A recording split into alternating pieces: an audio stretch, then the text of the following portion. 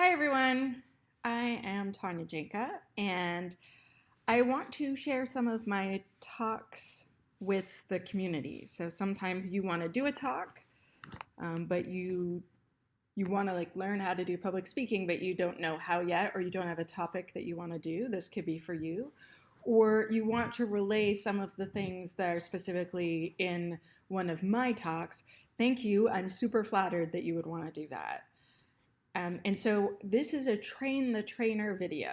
So this is not at all my talk. So I'm going to link a link to me doing this talk so that you can see. The point of this video is to show you as a person who wants to reproduce this talk how to do it. So let's say you want to give this to your team at lunch, at your office. Thank you. That's great. Thank you for spreading the word of securing software and why it's important.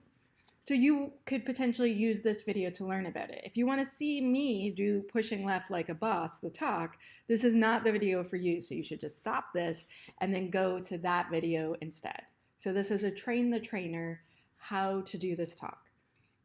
So first of all, these slides, ideally you will have my name here, but also your name. I want to have, there's supposed to be a thing here. I'm going to add a thing here where you can add, so author me, but presenter you, right? On this slide, which is the next slide, we're going to explain what pushing left is, right? So you have a bunch of ways to explain it, but you can just read what is on this if you decide. But the idea is that we want to start security earlier at the beginning and do it the entire way through. That's what's important to get on this slide. We're going to repeat this slide later because this is the only thing we really want them to take away from this. We want them to be excited about security and securing software and why that's important. But we want to make sure they bring away the idea of shifting left or pushing left. So I say pushing because I'm not always invited to shift left. So shift left is often where you have everyone on board from management, which is amazing. I hope you will have that. But if you don't, sometimes you have to push left. Actually, I want to go back to this slide for a bit. The whole reason I wrote this talk was so that people could have a foundation of what application security is. So the idea is this is you tipping your toe in the water when you see this talk.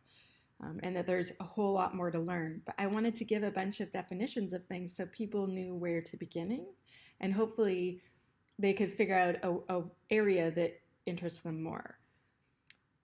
Okay, so the third slide. This is the what are we going to talk about today slide. I do this so that people know they're in the right talk or the wrong talk. Just explain, we're going to talk about application security, which is the art of securing software, all the activities involved, and it's going to be a foundational type of talk, like 101 introduction. That's the point of this one. Okay, so then we're going to begin an area of the talk. So this area is, or like this section is called the current state of affairs. So these are things that are currently happening in history. In our industry. Okay, so this slide we're going to talk about how there's lots of breaches happening. You can give any current examples you want, but the idea is that it's currently a huge problem. We're having a big problem with this. Everyone probably already knows that it's a problem, but perhaps you could give like a couple cool examples. The last point here is, approximately 1/4 of all incidents are caused by software vulnerabilities, but yet 25% of your security budget is unlikely being spent on securing your software. This slide is about how a lot of security teams don't have an application security person. So they don't have a person that knows how to speak to developers, how to ensure software is secure.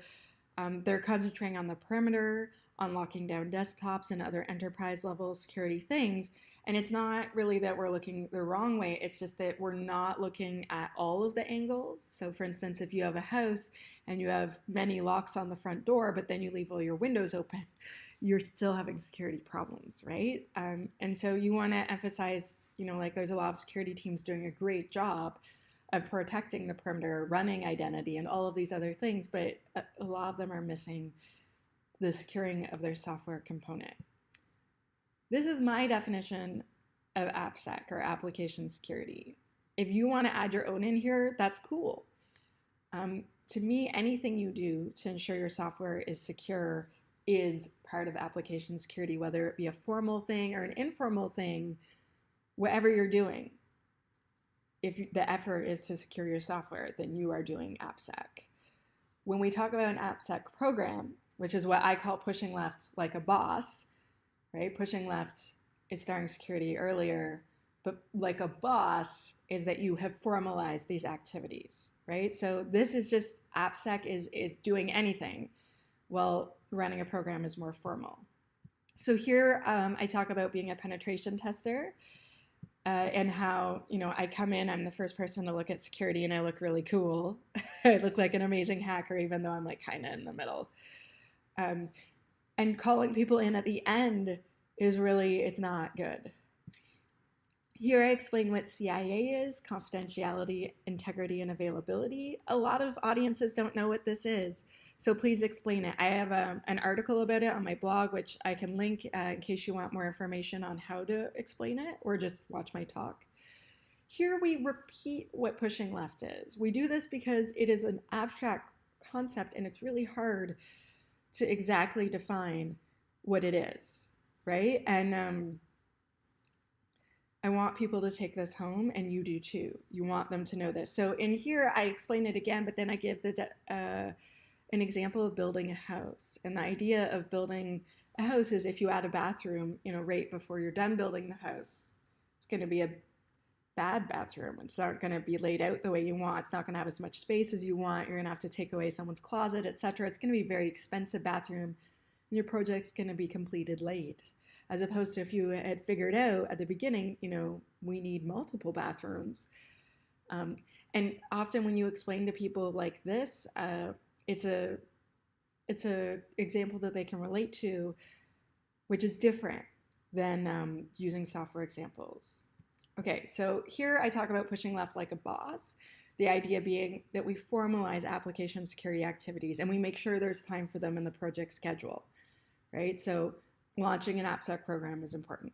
So here we're going to talk about all the different parts that you could have as part of your AppSec program. So I like food, so I had pictures of food. My friend Sarah Godin took all sorts of beautiful photos of me. Thank you, Sarah. You are the best.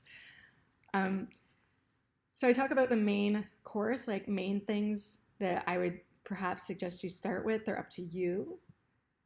So I explain what vulnerability assessment scans are, and then what security assessments or vulnerability assessments are, how you need a human being to do those. It's not just running a scan. It's assessing all of the vulnerabilities. Then we talk about what secure code reviews are, so reviewing your code, but just the security parts. And then static code analysis, which is parsing out your app, like code, looking to see if there's potential security problems in a much more in-depth way. We talk about what threat modeling is, also known as evil brainstorming. I'm going to snooze until start. Yeah. But yeah, the idea is you explain what each of these things are. So then we talk about gravy. This is poutine, the Canadian national dish. So of course I need to make fun of it. In a loving way. I like poutine. So then we talk about extra things that you could do. So like educating developers in secure coding practices, secure coding standards, responsible disclosure, coordinated disclosure, which are kind of the same thing depending upon who you ask. Talk about as many ideas as you can of things they could do to make their application security program better. So then we talk about dessert. These are extra special ideas. Explain what a bug bounty program is and how it's a more advanced activity. You should not start with that. I know that people that want to sell you one will tell you you should. I don't agree, and that's okay. Capture the flag contests, which are hacker contests. Those are a great idea. Red team exercises again. So capture the flag contest could be a thing you do at the beginning as long as you do it safely, but these other two are things that you would do more. It's a more advanced activity, and I want you to make sure audiences feel that this isn't expected that they just start off doing these things, and this isn't necessarily a thing that you even ever have to do, right? You want to encourage them and give them options and let them know what these things mean so that they are prepared to talk on this topic or at least have an opinion. You don't want to pressure them to do all of these advanced things. I would just be happy if everyone could scan all the things, fix as much as they can, and then teach developers secure coding ideas. Like that would be a great start to any program. So again, like you want to encourage as much as possible. So now this section of the talk, so this is a new section, we're going to talk about how the people that are specific in your audience sitting in those seats in front of you can push left. How can they encourage security activities where they work? How can they personally do activities? This is for anyone. You don't have to be super technical to be a part of these things. So if someone's a project manager or a CISO, it's about making time in the project schedule for these activities to actually happen, or giving employees encouragement, giving them tools, right? So these areas, even if it's not the person physically doing them, you want to help people feel like they have the power to get things done. Okay, so people can test their own code. This is a more technical thing. Most of these are going to be technical. But even someone that's not super technical can learn how to do pew, pew, pew, pew. There's a lot of videos online. I have a whole bunch. I explain a bit more in depth here about things you can do to test your code. Then I talk about safety. It's really important that you don't set someone up to fail, right? If someone comes and watches your talk, make sure you explain, don't aim your dynamic application security testing tool like a hacker tool at Amazon, because that's not going to go well. Don't break the law. Don't bring down production by accident. Don't ruin your database. So tell them if they don't feel they know enough, that there's tons of video. I have a bunch of videos online. There's lots of videos online on how to do this safely. Okay, so caution them that they need to do a bit of training first and make sure they prioritize safety, and that they ask their boss and they ask the security team. Okay, so the next thing is threat modeling. I just released a few articles about this, which can help. The idea is it's evil brainstorming. I encourage people to include technical voices in this discussion. I think that if we don't have all of the voices, that we're not going to hear all the threats. And that's important. And even just percolating the ideas of security in software developers' brains is a win. So you can explain this how you want to. I have some blog posts that explain it more in depth. It's up to you. So now we talk about reviewing your code. I like to make a joke about her that see how she looks so happy because she reviewed her code and she knows it's secure. So she's like, yes. I also just love this photo.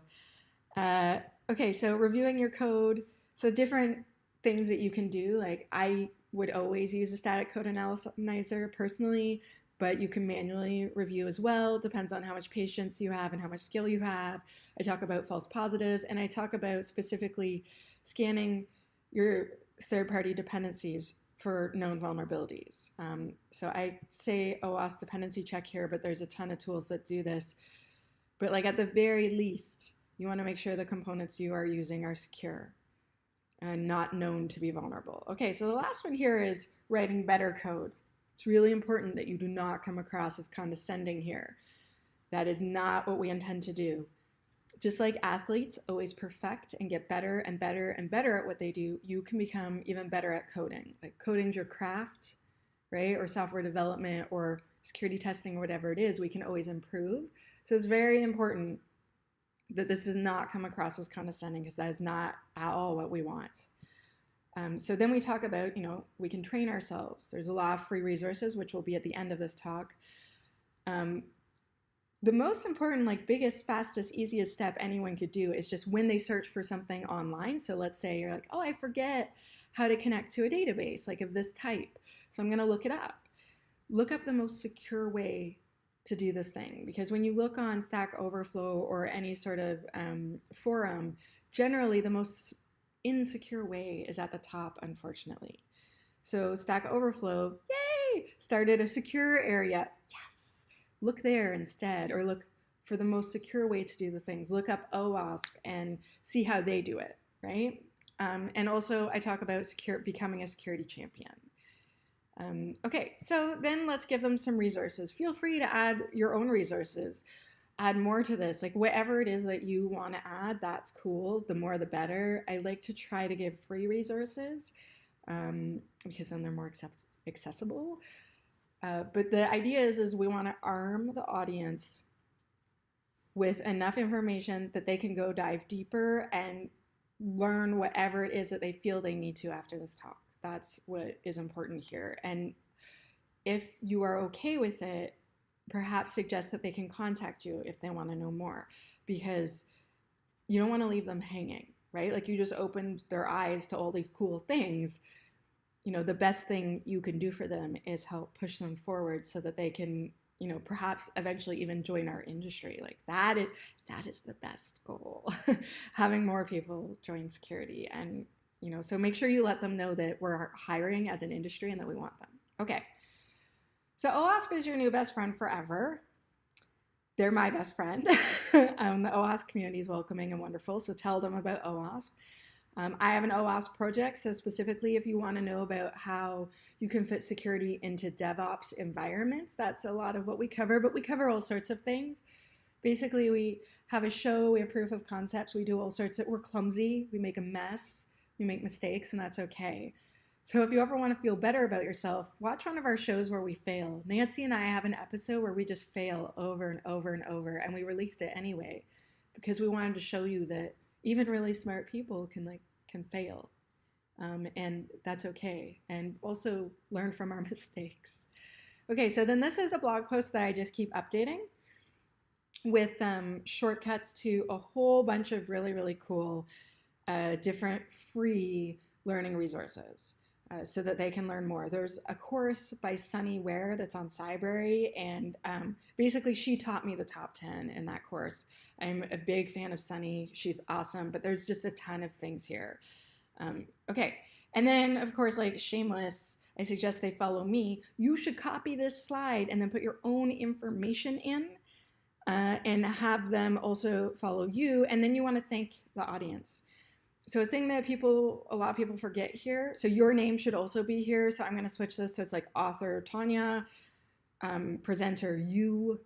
I'll probably like make this a bit shorter, but the idea is so when you're done talking, pause, like say thank you, and then pause and allow the audience to thank you for presenting, because I find it awkward. It's so awkward if you won't share, like allow the audience to like clap. I'm like, if they just immediately say, are there any questions? I always feel awkward because I'm like, but I want to thank you.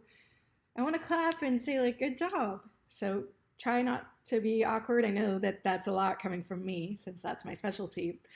And then also I want you to remember that your audience could have done 100 other things during that hour that you just gave them. They just gave you of their life, right? So they're grateful for you sharing information, but I always try to remember to be grateful to them because they could have, you know, gone on a walk at lunch, or they could have gone to see a different talk at a conference, or they could have just, you know, vegged out and watched television. But they chose that time to learn, and they trusted you that you would have information to share. So I always try really hard to remember that we're kind of equally grateful for each other. And with no audience, there's no talk.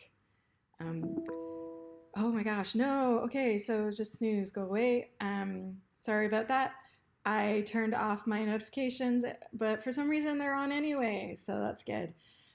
But so I want to thank you for watching this. I want to thank you for sharing information with your work or our community or whoever you're sharing it with. Even if you're, you know, if you want to present this anywhere, please do.